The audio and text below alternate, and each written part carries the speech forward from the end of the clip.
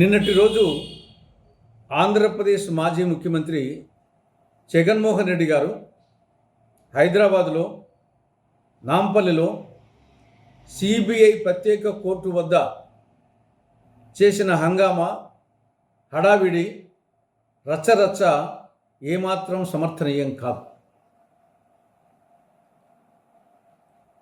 ఆయన అవినీతి కేసుల్లో, అక్రమాస్తుల అవినీతి కేసుల్లో ప్రధాన నిందితుడు A1. కోర్టు ఆదేశం మేరకు వ్యక్తిగతంగా హాజరయ్యడానికి పోయినాడు. ఆ సందర్భంగా జన సమీకరణ చేసి బలప్రశ్న చేయాల్సిన సమయం అది. ప్రజలకు అసౌకర్యం కల్పిస్తూ ఆ విధంగా చేయాలనా? అక్కడ ఫ్లెక్సీలు ఏమిటి, నినాదాలు ఏమిటి? ఏమిటా నినాదాలు?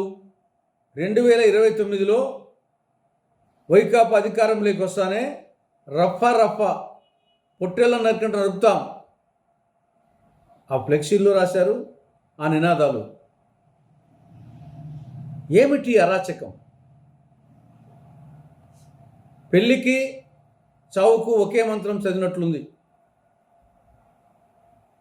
కేసు కొట్టేసినప్పుడు బలప్రదర్శన చేస్తే అర్థం ఉంది, లేదా గతంలో 16 నెలలు జైల్లో ఉండి బెయిల్ మీద వచ్చినప్పుడు చేసేంటే అర్థం ఉంది. అరే, ఇప్పుడు ఆల్రెడీ బెయిల్ మీద ఉన్నావు, ఒక కేసుకు సంబంధించి పిలిచారు, అప్పుడు పోయి రావాలా? అంతే తప్ప దీనికి జన సమీకరణ చేసి బలప్రదర్శన చేయాల్సిన అవసరం ఏమొచ్చింది? ఇది బలం కాదు, ఇది వాపు మాత్రమే. అతి సర్వత్రా వర్జయేతని చెప్పేసి మన పెద్దలు ఎప్పుడంటూ చెప్పారు. ఇక్కడ అతి కనిపిస్తూ ఉంది. స్వీట్ కూడా ఎక్కువ తింటే ఎగుటవుతుంది. ఆ విధంగా అతి ఎక్కువ అయిపోయింది ఇక్కడ. ఇది సెల్ఫ్ గోల్ కొట్టుకోవడమే. ప్రజలు హర్షించరు. రాజకీయాల్లో ఆత్మహత్యలే తప్ప హత్యలు ఉండవని పెద్దలు అంటుంటారు. ఆ విధంగా ఇది సెల్ఫ్ గోల్ కొట్టుకోవడమే, ఆత్మహత్య సదృశం. కాబట్టి ఇప్పటికైనా జగన్మోహన్ రెడ్డికి జ్ఞానోదయం కలగాలని కాంగ్రెస్ పార్టీ సూచిస్తూ ఉంది.